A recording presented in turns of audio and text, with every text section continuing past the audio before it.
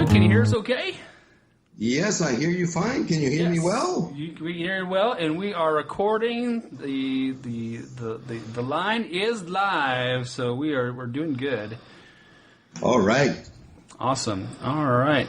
Well, Luke, our young podcast apprentice is going to kick off our call here with a very brief line of introduction. Go ahead, Jack.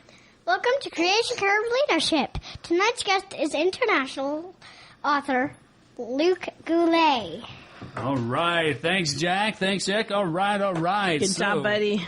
That was beautiful. That was a great job, pal. Great job. Yeah, bravo. Well, that says it all. Thank you. Have a good evening. So you are listening to Creation Curve Leadership with Coach N. Kimberly. And yes, tonight this morning, this afternoon, wherever you may be, right? Because we are an international show. People listen to this all around the world at different times. And I'm just rambling on about time zones at this point. So save me, Obi-Wan. You're my only hope. So we're here with Luke Goulet. My name is Luke. Is Luke Skywalker good enough for you? Not the same Luke, but almost as cool as the Luke that we have on our show. That's right. Evening. So we are talking to Luke Goulet, international author and speaker, by the way. So that's actually how we met you, Luke, was in an awesome seminar, which is actually more like 5 seminars in one. Yes, it was. We learned so many things in that session.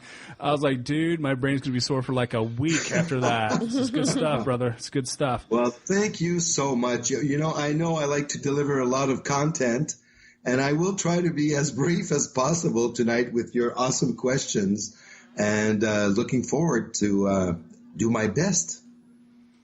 And we have no doubt that your best will be mind-blowingly awesome because, dude, that's who you are. So because we've met you. Yeah. So, Luke, where are you right now? Tell us about where you're at and how the weather is. We're in Austin, so where are you? I'm located in Quebec, Canada, the French part. So, as you can tell with my accent, I'm a French guy. I speak French every day, all the time. So I'm about actually half an hour north of the border from Vermont. So if you like to map it in your head, so you go to Vermont, you cross the border, and there's a beautiful village called Magog. That's where I live. Lakefront. I've been living here for over 18 years now. And it's cottage country. There's ski hills, lakes. And it's very beautiful. Relaxed. So it's like, Club Med kind of place, except it's cold. You got to enjoy the 4 seasons and change because right now we're in fall and the days are getting below freezing point. And soon we'll have a lot of snow to celebrate Christmas in white. Oh, that sounds kind of like Chicago. Yep. We don't really have 4 seasons either, but we're the other direction. It's fall here, but it's like in the 80s. So, Luke, so a lot of our audience is not familiar with your work yet, and so obviously that's why we're bringing you on because they need to be, because we think that there's some important things that you bring out in a lot of different facets. But first of all, just kind of give us your story in a nutshell. Tell us, how exactly did Luke Goulet come to be the man, the myth, the legend? Wow, the legend, that's pretty big. But how it came to be, for me, it started pretty early. In fact, when I was a kid, I suffered from a heavy stutter. So speak a sentence without stuttering a lot. So imagine my worst fear and phobia was to speak in public in front of people. I would get scared. I would start to stutter. It'd become worse and worse as people was laughing or doing all kinds of expression, noticing how I spoke. So my mom gave me a book of self-hypnosis when I was 14, and it really changed the whole who I am type of thing, because within 90 days, I got completely rid of my stutter So my fear and phobia became one of my greatest passion, which is speaking in public. As you mentioned, I'm a speaker. I've been doing that for years and years. I've been doing a DJ as well. As soon as I got... No kidding. Yeah. In front How do of we miss that hundreds of part? people, weddings, school parties, all kinds of stuff like that. So that started my mind frame of believing that anything is possible and that we have this internal strength that is limitless. We just need to tap into it. So I've studied more of the mind tricks, try to dumb it down, or dumb it up, I should say, and it's been kind of my parallel life mission to spread the word, because it's so simple and easy to reprogram of your consciousness. So what happened to me is after college, I went to see my dad. We owned a small business of kids' shoe stores here in Quebec. And my dad had started franchise. There was a couple of franchises in Quebec only. And my brothers and sister, one of each, excuse my French, each joined the company, and they're older than I am. So after college, I went to them. I said, I want to join, but we have to expand. Let's see Panda shoe stores everywhere in the country. Thinking big, I like it. So I became the director of operations at 19 years old, and I went to open franchises across the country, in Toronto, in Vancouver, in the East Coast as well. So when I was 26, I've opened 23. I've opened already 26 stores. So we were featured in the Commerce magazine in Quebec. And by the age of 35, we reached over 70 stores. And had two very young babies. They're 14 months apart, two boys. And I decided to change my life and begin a new chapter. So I sold my shares to my brother and sister, and I became kind of semi-retired, full-time dad, husband. Went back to school, got into the real estate. So I basically built my financial security for the future. And in 2010, when my kids were a bit older, a big flash came to me like a ton of bricks. It's time for my life's purpose now, what I call my soul's bucket list. So I began writing my book, The Big Bang Project, Creating Humanity's Best Case Scenario. And now I just finished my second book, which is about the mind, leverage your mind, the next phase in self-empowerment. Excellent. It's kind of a follow-up of my second book. And there's a third one coming, which will be leverage your business. Those are the three verticals I want to make an impact. So I've been working hard, learning about this new business, and been doing some conferences, been doing some radio, TV also as well at Fox. I'm having fun, and it's all to create a positive impact for individuals and society, in fact. Very cool. That is an incredible story. I had forgotten. I knew, but I had forgotten that you had the stutter. Man, to be able to, in 90 days, make a shift like that, and then to become a DJ and a speaker, that is an incredible story. Yeah, at 14, right? Making that shift. That's a huge jump in I don't know, in capability at that age. Yeah, that's a lot of agency that you must have felt. Like when you got this book about self-hypnosis, did you think it would work? Did you feel hopeful, or was it like, sure, Mom, I'll read this book? I was, Kimberly, very hopeful. You know, I had tried everything. No one wants to stutter. It's something that gives you no pleasure at all. It's not like smoking or eating, something that you can exaggerate, or drugs. They give you a kind of pleasure. This does not. But it's ingrained in people. And, you know, we've all been hacked in many ways. And one of that is to believe unconditionally some suggestions that we receive that are false. And my dad, he loved me and I loved him. He's a great man. I admire him.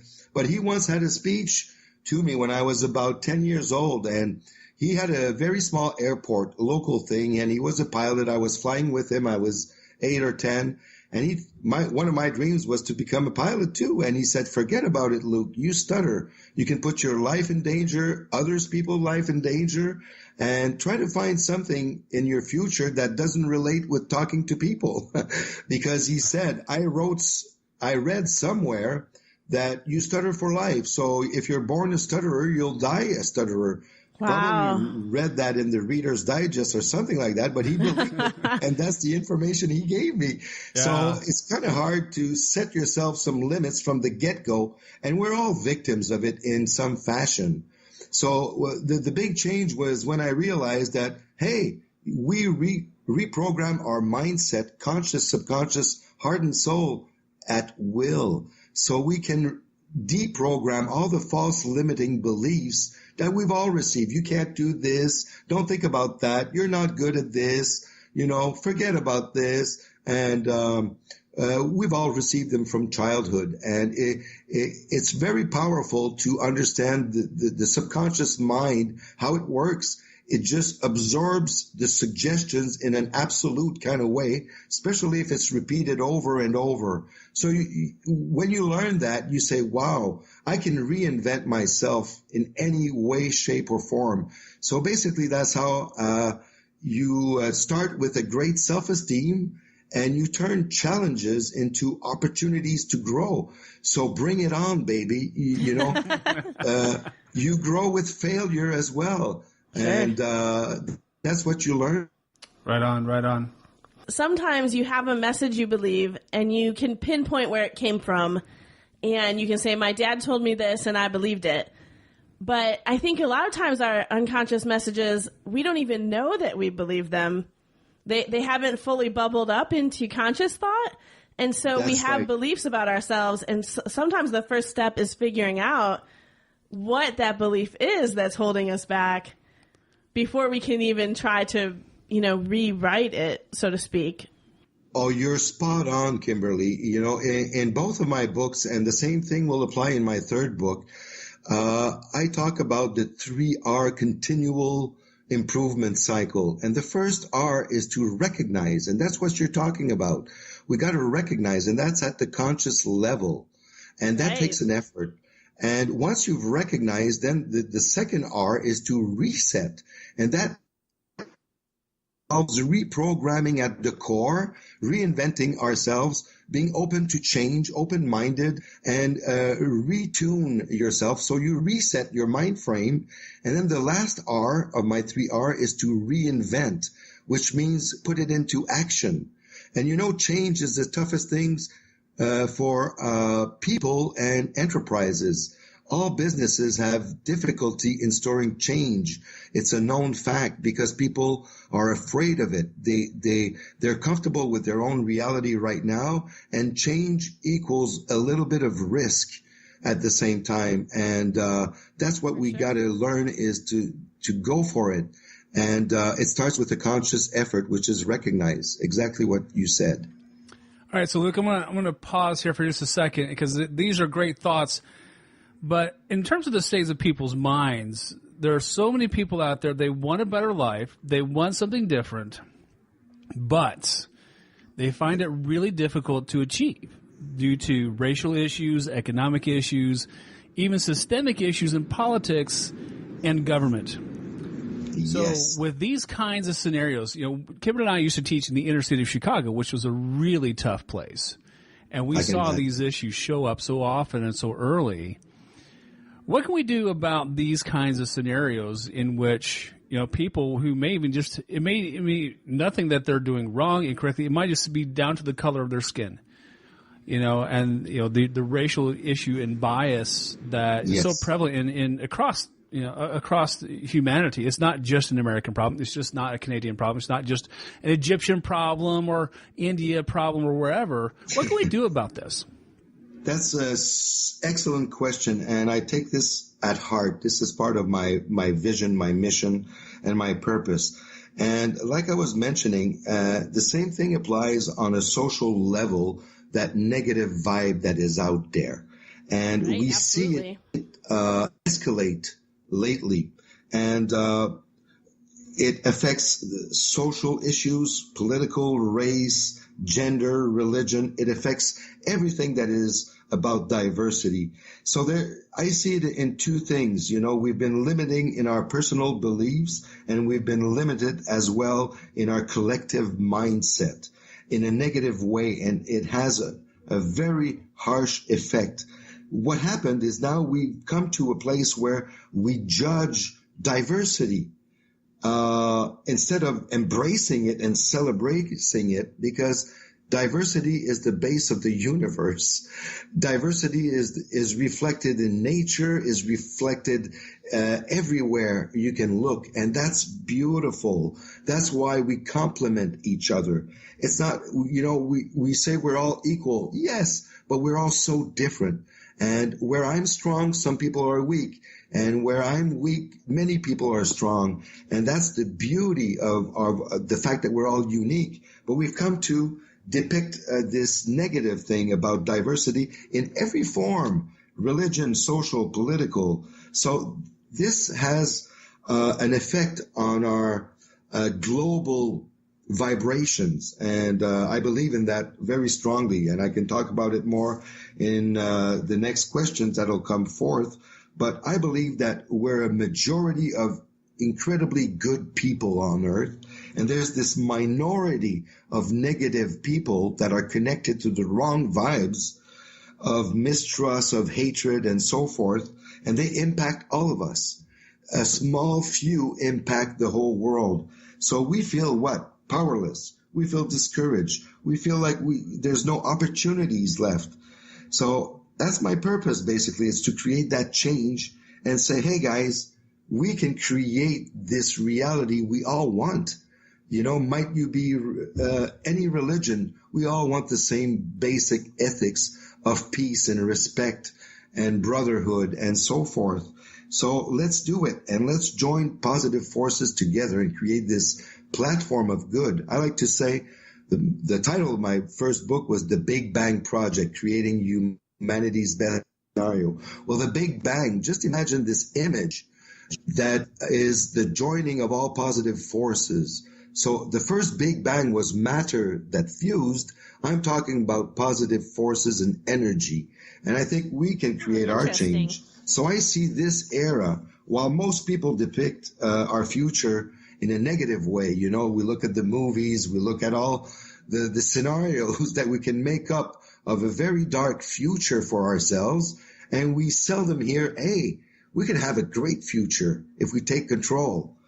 I actually believe we as citizens and individuals and communities are the driving force of society. So if we change our behaviors, we can change the world and have more impact than even the president, by the way. Okay. Well, all right. Hoping. Because unlike in Canada, our president is not a vibe I want to follow.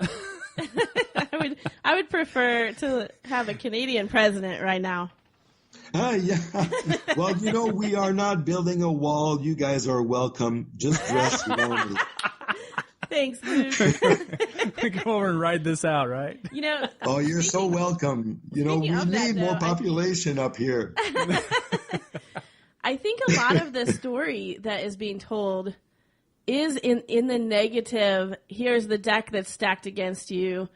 Here's why you're a victim of your circumstances. And I think in some ways that is easier to just accept, like, well, I can't do anything because I'm a victim in this way. And Excellent it's not that none comment. of that is Yes. valid. I think we set ourselves untrue, limiting beliefs. Like I said, it affects everything in our being. Think about it. My second book is called Leverage Your Mind. Why? Because everything starts with a thought. We create our own lives. We create our future. We create the image of ourselves. That's why I speak of visualization and more tricks to change and create the positive outcome by visualizing it, feeling it. The thing is, like you mentioned, we got to go from conscious, then we got to go to the core. And I speak about the perfect alignment from conscious to subconscious to heart and soul. So then you not only think it, you go to the next step, you believe it, then you feel it and you do it, so you become it. So it's all a process of positive change that we got to do ourselves. Like Michael Jackson said, look at myself in the mirror, man in the mirror. Well, it all starts with us. So my motto is from self-empowerment to local commitment for a global impact. And that's like where that. the change will happen. Yeah, right on, right on. So let's jump to the to your book a little bit then, because that is a theme that you come back to. That's one of the things that stuck out to me, as I was reading through your book is the visualization piece, and there's been a lot of folks who've talked about that over the years.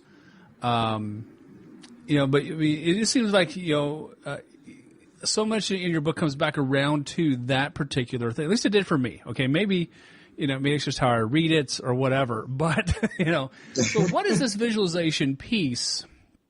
Why is it so important? Why is it so foundational? Because it's really in your 4 aces, as you described them. It's your first ace, right? It's the first ace because it can be used in the other ones as well.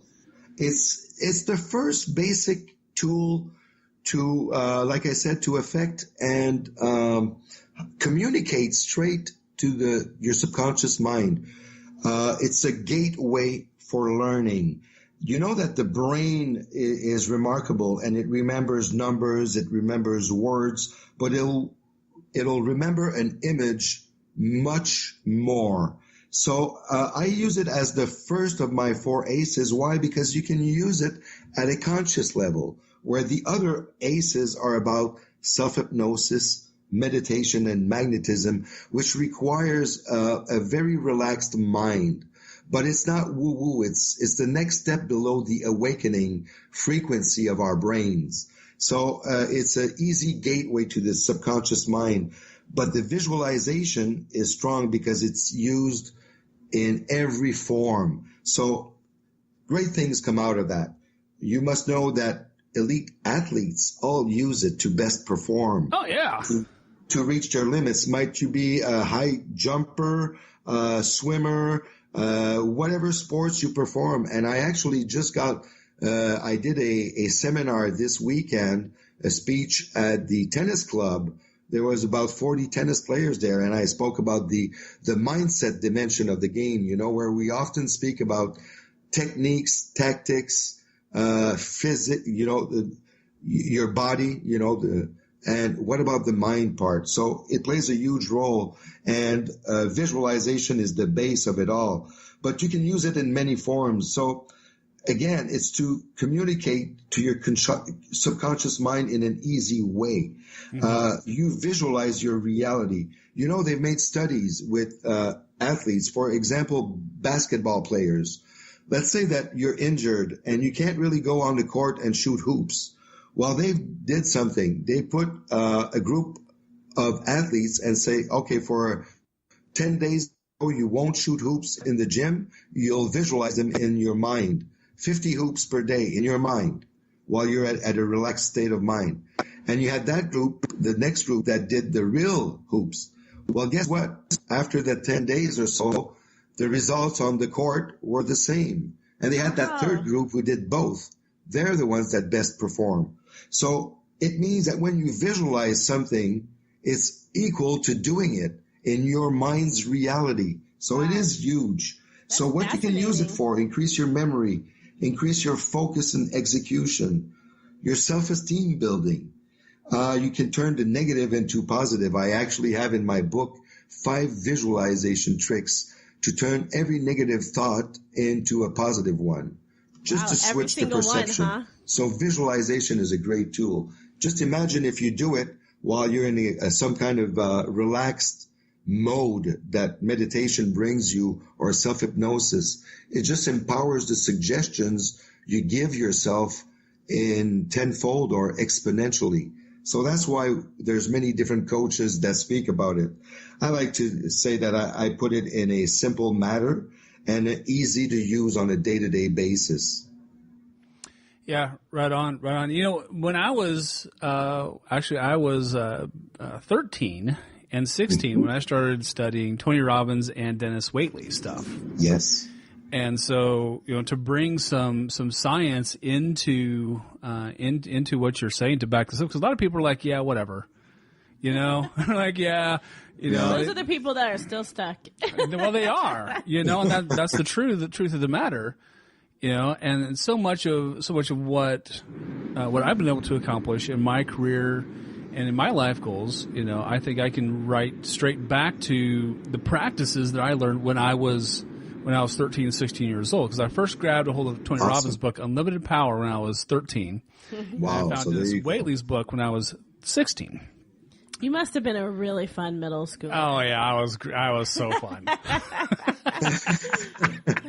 But yeah, so there's from the same place, Coach Ben. This is awesome. Yeah, there's so many empirical studies that can point back to the mind's capability to transcend, just the limitations that we think that we have. And so, Dennis Waitley worked a lot with Olympic athletes. Oh, for sure. And, I work with tennis players here, and actually one of my pro tennis player who just quit the game, but at 18 he was first in Quebec. Nice. And he really used it, and his father was his coach, and he's still a very high ranked coach here in the province. And he believes that it all starts there. It's the mindset that makes all the difference. If we talk about tennis, we all know the difference between a Federer and all the top four and the rest of the field. It's what's between their two ears. It's the mindset. You go from choking to in the zone. You win the important points. They all play tennis. They're all great athletes. And the best players are not the ones with the biggest forehand or the biggest serve. It's the ones with the true belief in themselves, Yeah, right on. And it's fascinating to me all the time where that comes into play, because I've seen it happen in my life. I've seen it happen in my students' lives too. As a high school teacher, I still continue to coach a lot of my high school kids from Chicago, and the kids that bought into the imagery, that bought into the story that I was telling them, and could see themselves in it, are now living those stories. Exactly. They've learned that they can create their reality. So this is why it was the first of my 4 aces. But then again, practicing stuff like self-hypnosis that I've learned at a young age, I still do it, and it's not woo-woo. You can take just a few minutes, a few deep breaths, you relax completely your mind, and you bring yourself positive, short sentences, suggestions according to what you need to reprogram yourself with. Just before an important meeting, just take a couple of deep breaths and visualize yourself as a great meeting and give yourself some positive suggestions. It's very simple. And when people tell me I don't have time for this, I'm telling them you don't have time not to do it. Right? Yeah. Exactly. Yeah, right on, man. Right on. The stress of the day adds up and all of that, and you can whoosh it all out in less than 2 minutes with a couple of deep breaths, and then you meditate, get it all out, and then you reset your mind frame, and it's so easy. So, and when you self-hypnotize yourself, 15 minutes of that is equal to 3 hours of normal sleep. So for a person like me that's a bit of an insomniac, or people that are tired, not enough sleep, or this or that, just take 10 minutes and it's like if you had a 2-hour nap. It's just incredible. I don't know why people don't know this and why it's not taught in schools, because it makes a world of a difference. Yeah, well, as a fellow insomniac, I toast that concept and practice it on a regular basis because Well, there you go. So yeah, it's huge. So my role is to take the woo-woo out of this and the skepticism out, and a lot of the proofs are out there now. Science proves it. It's a proven fact with no doubt. So now we've got the science that's connecting with the religion, and it's beyond our 5 senses. And that's why the mindset and the feeling aspect, the heart and soul, plays an enormous role in the whole thing as well. So that's why I speak about them in my book, big time. All right, so let's break away a little bit here. Yes. To the woo-woo factor, okay? Because in your book, you do dip your toes into the law of attraction just a touch, and some of the other mystical waters. You don't fall in too deep in the book. But what about the hard-edged, scientifically minded, guy or gal, and they don't believe in anything that they cannot quantify repeatedly? I once heard one of my favorite speakers. His name was Les Brown. Yes. Kimberly and I have both been coached by Les, and so in a particular session we were with him, and this participant asked him. She stood up and asked him in this very, very rehearsed fashion. It's very sing-songy. Very sing-songy. Cadence to it. You do it better than I do, baby. She said, when did you realize that what you visualize will materialize? And then Les thought about it for a second, and he said, well, when I worked my ass off. And so that's always, kind of an interesting, juxtaposition, because, you can't be in the entrepreneurial space without running into the law of attraction somewhere, somehow. Someone's talking about it some way, somehow. So what message would you have for the folks, who are a little more on the skeptical side, maybe a little more on the rigid side, and say, yes. I need you, I have to be able to see it, quantify, I need to do peer review on it, the whole I 9 get yards. that. You know what? Facts are facts, and those are people that are very logical, and I'm one of them as well. I started, until I lived it, I've experienced it. I'm not a doctor, and I don't make a living out of practicing those things. I just did it. Why? Because I went out and searched about facts. Science is factual, but the thing is that many things are non-perceptionable by our five senses. So to measure them, you would need some high sophisticated equipment that we don't have at home, but some people in the science community now have. And what's proven without a doubt now is that we radiate energy and frequencies beyond our body. They can see it. They can actually measure it. Oh, yeah, we can feel it, too. I mean, we go into a room, you can tell who's sucking the energy out of the room. Oh, big time. And that's where we tap into, logical people are good with what is complicated. They'll put the pieces together. But this is human interaction, and this is human behavior and human intuition, which is not complicated. It's complex, and you can't really understand it in the same kind of fashion that you do a mathematical formula. But the energy is out there, and it's proven as well that empty space is not empty. It started with a research done by the Air Force in the late 90s, in 88, actually. They had the right equipment to measure what people have tried before but couldn't measure it. And they've discovered that between matter, what's empty is not empty. It's all kinds of magnetic frequencies and so forth that we don't really understand but is out there. Sure. And we now know between the smallest atoms, there's energy.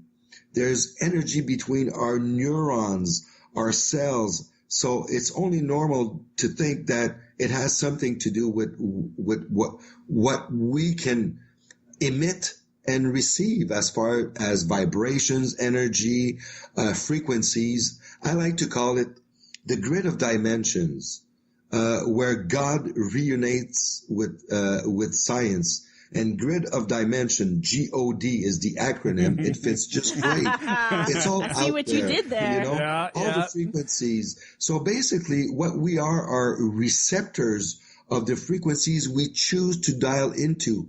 Just imagine an endless radio where you get to tune what frequency you pick to. So the law of attraction is not just ask and you will receive, like The Secret says, or the law of attraction. It's deeper than that, is connect yourself with the right frequencies to emit and to receive from the universe and from others. Like you said, Coach Ben, when a person that has negative vibes enters a room, it changes the mood of the whole room. And think about it. Most of our important decisions in life, if not all, are based on intuition, inspiration, emotional state, who you married, who you pick as your friends, what you want to do with your life, are all things that come from the heart and soul and intuition, much more than a formula that's out there. So the As a formula matter of fact, for Wall success, Street lives on that principle too. exactly. True. Kind of. Completely. true. They don't know it, but it's true. They think that it operates on like math, but no. Wall Street operates completely on attitude and how people feel that day. You can tell when people Exactly. feel scared. And everything is about human behavior. Might it be a relationship? And if you build a business and you're an entrepreneur, even if it's a career, you deal with people. You deal with your boss, which, according to me, is also your customer. You want to satisfy your end customer, and you see it as a part of your being. And it's beyond the five senses. It becomes a way of seeing success. I like to say that happiness is a choice and success is a mindset. I like that. Not bad as a punchline for a Frenchman, eh? Not bad for Frenchmen at all. So, I hope it answers, the negative aspect of what logical people might think as woo-woo. It is not. We use it every day. So the more you're tapping into it, the more you're in tune with your emotions, your inspirations, your intuition. So if you're in a dark place, you will be inspired by dark thoughts. That's the real law of attraction. You attract what you want to attract and decide to. So you must put yourself in a positive mind frame, always.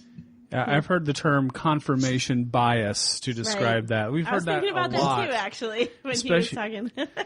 Yeah, especially here of late, when at least here in the United States, when it comes to so much of the political realm, so much of the confirmation bias, and people see what they want to see, hear what they want to hear. It's all a question of interpretation, and we can switch that around. And if you interpret something that is negative for you or those you love or your life, just switch it off and just disregard it. The huge damage done by negativity is not spoken about it enough. We speak about the power of positive thoughts. Yeah, for sure. And I'm all that. But you got to understand the power of the negative, and it creeps on you and it grows on you like from a fungus. like a fungus. Like I said, a few bad people impact the whole world. Terrorism is less than what percentage of all people on earth? Oh, it's less such than a minuscule 1%. amount. Exactly. So why would they affect all of our mood swings? And, I like to believe that even if some people are bad, they don't represent the whole of us. So let's just disconnect from that and look at in every strategy, might have been in Las Vegas or just recently in New York, see the solidarity, the good that comes out of the bad. The yin and the yang, eh? It's always been there in the universe. It's the polarized force. But the good, it takes a guy like Luke to work with the dark and the good forces. But I really believe it's true, Yeah. The thing is that terrorists, they understand the power of negativity. Oh, yeah. That's the whole game plan. We're going to do this thing, and we're going to inspire fear and negativity and dread and defeatedness, and they're looking to make an impact, not just on the people, but on the whole mindset of the country. Yeah. And so they understand it. So it's a question of how much we play into it on some level. Mm-hmm. Yeah. So, let's go back. The probabilities that such an accident happens to us are very, very slim. So it must not take all of our inner spirit for such a low probable possibility and for such a minority to be expressing it and believing it. It takes too much space. We hear of it every day, and we should hear of all the good things that happen. And I understand, I get it, that the media has to be sensational, and Right. those stories attract and they get the viewership out there. But let's not be, like I said, hacked by it. Right. And I think that has to do with our cultural mindset too, though, because if positive stories attracted viewership, if we were interested in that, if we were listening to that, then they would play more of that because it would pay them money. It would be their business. Yes, I think so too. But we got to create this new vibe, and that's what I believe, Kimberly. That we got to change the mindset of people wanting to hear good news, but news that affect them. So that's why, again, from self-empowerment to local commitment, it's all going to change on a local level. And where the local media, if there's something happening, look at all the time they spend for their hockey teams or baseball teams or football teams on the media. What if we reunite and create a local platform of where all positive forces are out there? Chamber of Commerce, local business, foundations, associations, church groups of different vocations and beliefs, and they all reunite to create really a big platform of change. Maybe the local media would get it, and I believe they would. Yeah, right on. So let's shift gears to one more thing before we bring it in for landing. In the seminar that we hung out with you in, you talked about how social repair can be a function of entrepreneurship, and how business could be a major factor in that social repair. Now, in the current mindset, we see, if you watch any movie from the 1980s, we know that the big businessman is the great evil, right? I mean, that's what we all learned in the 1980s. So this is going to be a little bit of a crunchy place for some folks to kind of land in. How can we effect a social repair and still make a profit? This is an awesome question. I love it, and it's part of my message too. We have to see that capitalism has evolved in a very sad way. It has changed. The game has changed. What is become more rare is opportunity. Why? Because big corporations have taken control of every market. So, and their intent, their sole purpose is profit, profit, profit. More and more, they have shareholders that give them all the stress in the world to produce profit no matter what. Right on. And this mentality has changed the game. So when my dad started way, way back a business with a kid's shoe store, you couldn't do the same thing now. The big corporations have taken over the markets, and you can't go into big shopping malls or whatever. Big chains have done that. Big corporations have taken it all. So I understand this point of view of, they're in for the buck, and that 1% versus the 99%. But I'm here to say that that's because we made it so. And part of the shift is going to happen within our communities and our own individual behaviors. Because let's remember the facts. Again, small and medium businesses are a huge regional contributor. They employ over 60% of new jobs. They strengthen local economy. They pay taxes.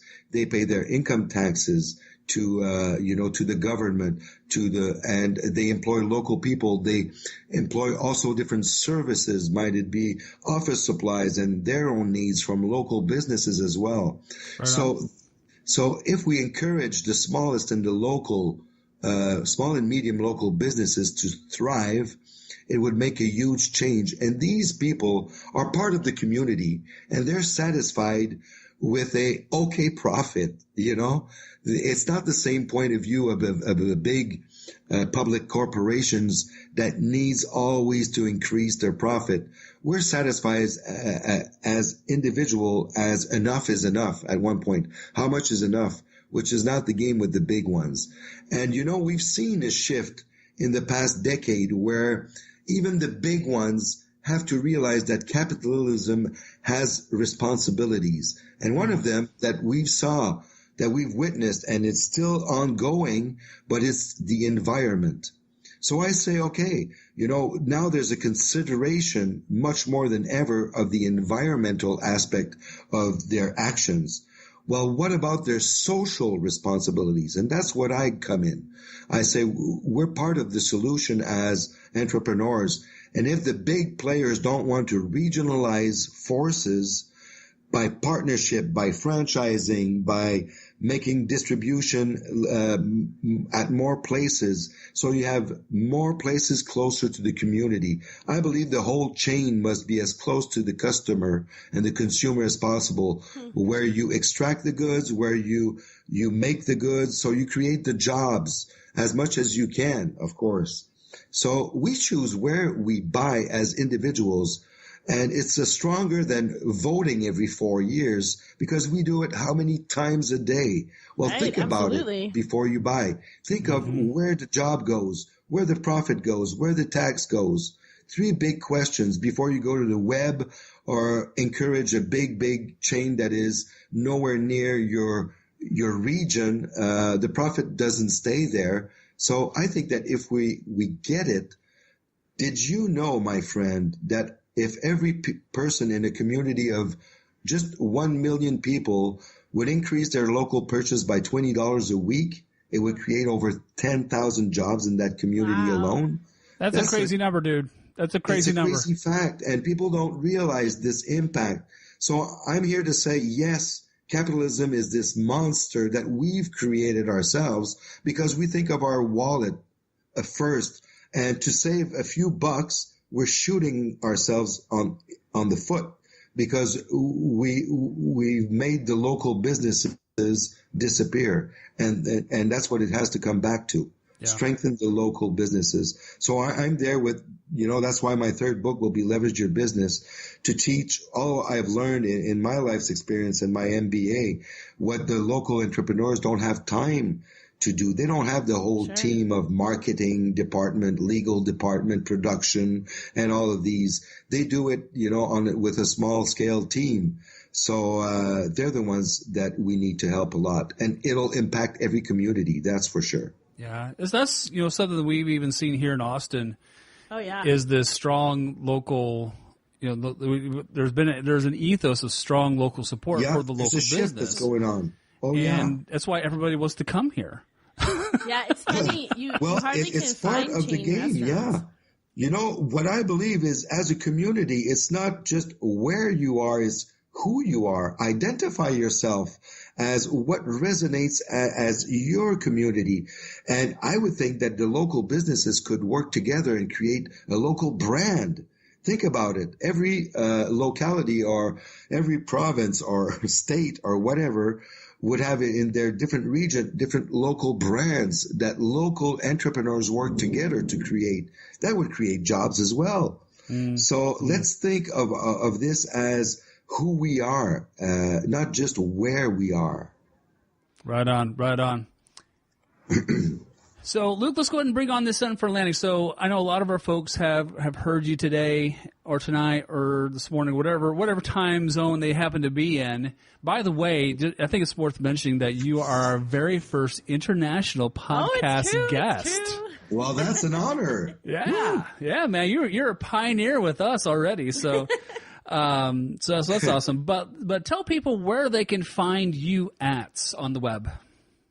Yes, they can find me. I got 4 websites, actually, one under construction, but the main one would be the LukeGoulet.com. Okay. And from that point on, you learn what's my vision, what's my mission, and my 3 verticals, like I said, a better we with my first book, The Big Bang Project, a better me with the Leverage Your Mind, and the Better Your Business. So each of them have their own websites as well. So start with LukeGoulet.com. It'll guide you to any place you want to go that fits what you want to do with what I propose. Right on. Very cool. Yep, and we'll post that in the show notes too, so people can click through and find that real easily too. So, thank you so much. I look forward to hear from all of you guys, and it's teamwork. And that big goal of mine depends on the participation of as many people. It's never a one-man show. I don't provide the ultimate solutions. We will together. Yeah, that's awesome, brother. That's awesome. I love that. Yeah. All right. Well, you've been listening to Creation Curve Leadership with Kimberly and Coach and international author and speaker Luc Goulet. Thanks for hanging out with us. We'll talk to you next time. Yep. Talk to you Thank soon. you. Bye-bye now. Peace. Bye.